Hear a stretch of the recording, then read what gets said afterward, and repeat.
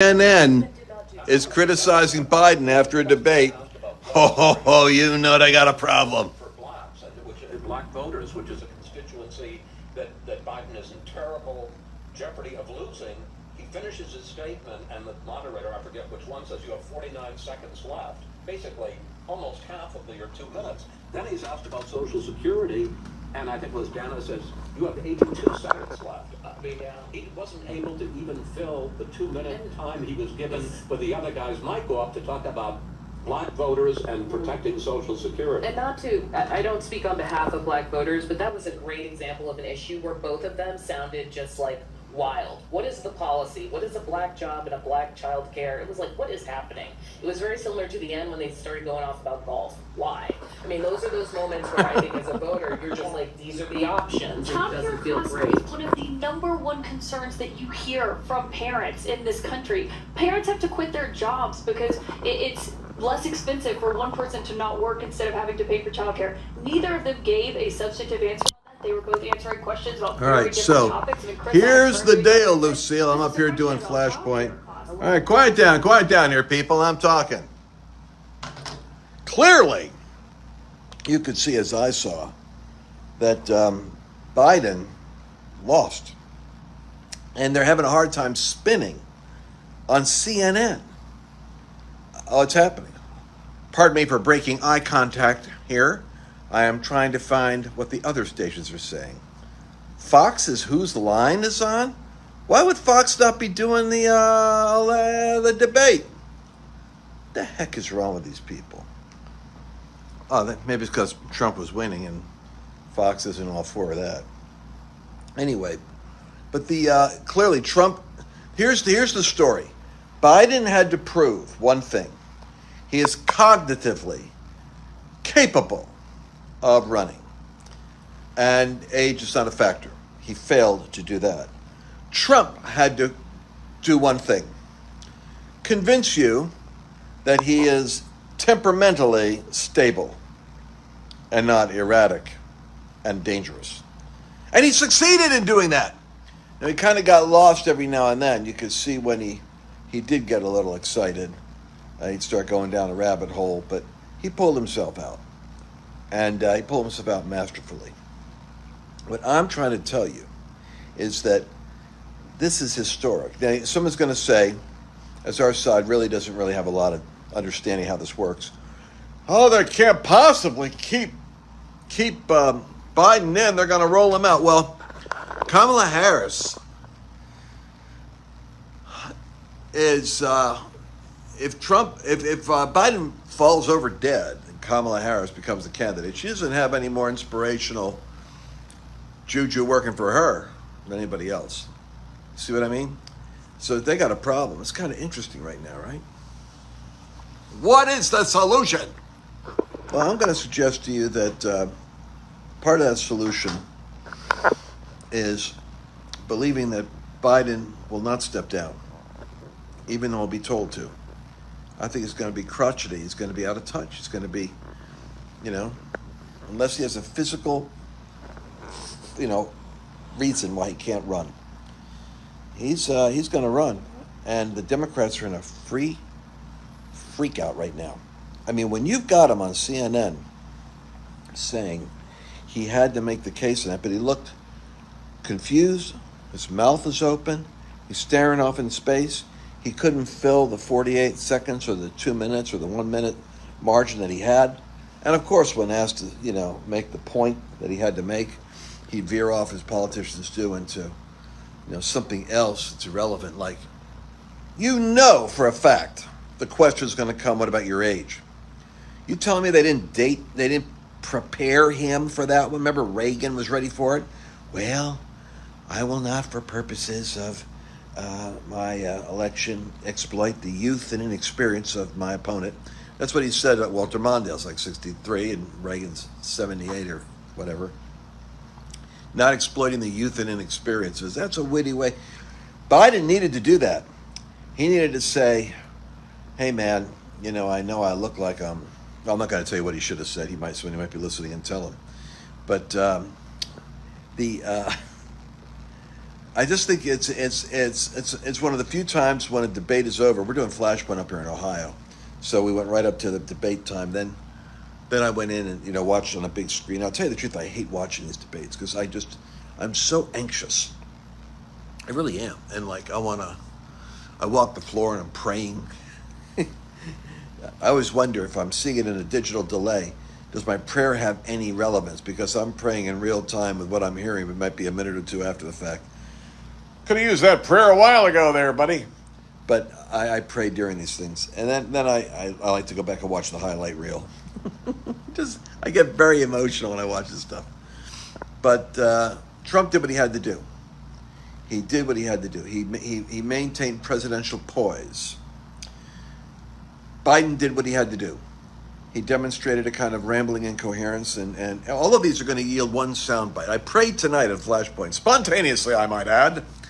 I just stopped the cameras. I said, we got to pray. God will give Trump one magic moment. I don't always like using the word magic with Pentecostals, but the Lord knew my heart.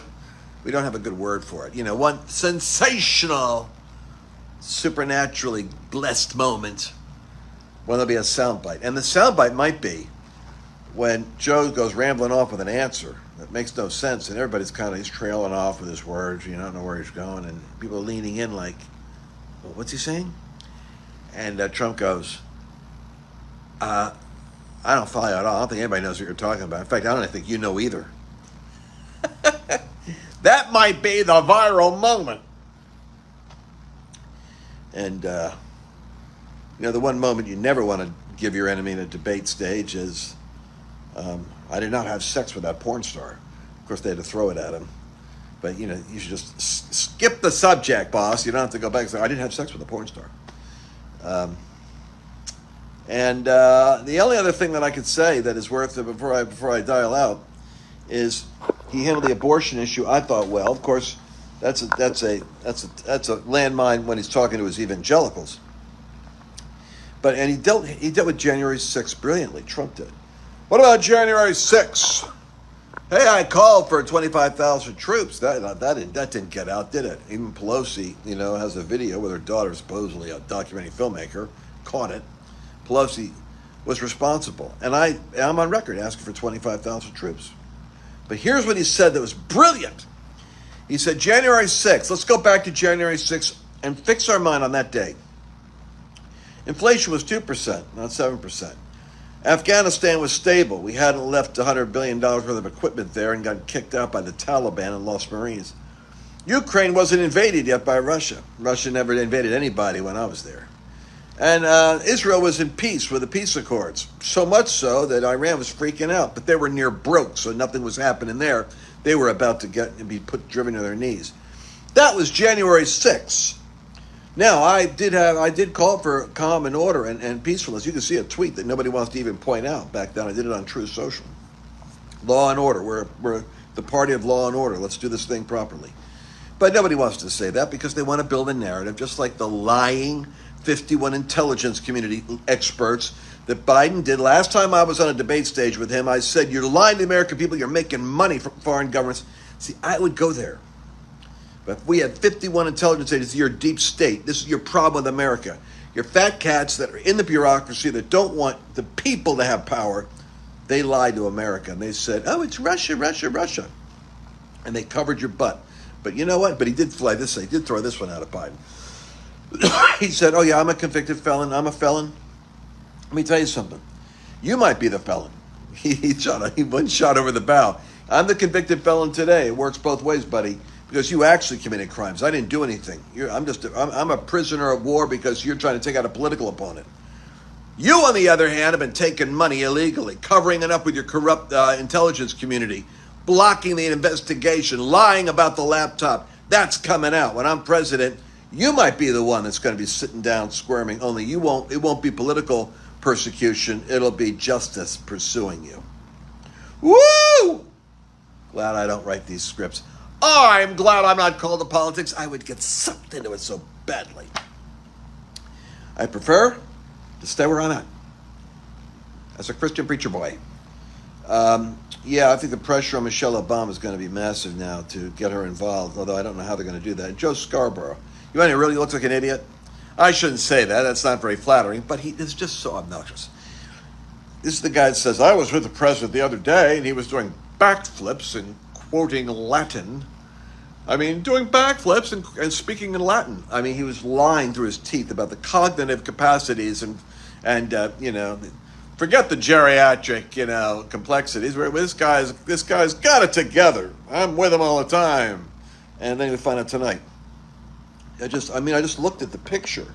I walked into a big arena. I got the big, we have an arena there with a tent. I'm looking at Biden's face, and it's like Citizen Kane. Both these guys, Trump and his face. And I'm looking up at him thinking, oh my God, he looks like he's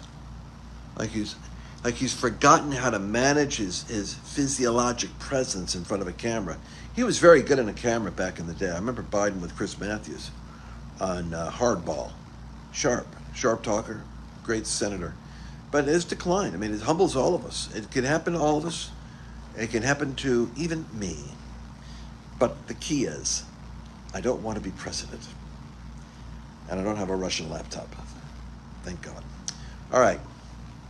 So those are my thoughts.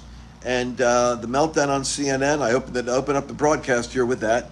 I just went in real time, and there they are talking about how on CNN they're saying, oh boy, what a disaster. Now when your spin room won't even spin, something got spun.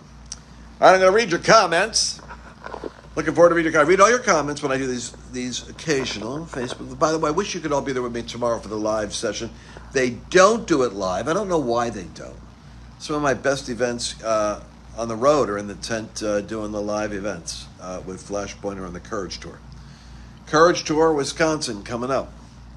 I'm thinking of shrinking it down to a day. We do 3 days, 3.5 days. But it's so much. I'm just thinking we could do more than one event in a state if we made it a day on this side of the state, on that side of the state. No, Napoleonic strategy. Here, boom, hit, boom, instead of like boom, boom, boom, boom in one spot. Anyway, not your problem, my problem, because they cost a lot of money to do to save America. I'm not going to stop 1 inch. I'm going to keep the pedal to the metal, baby. All right. Whew. Love you all. Talk to you soon. God bless you.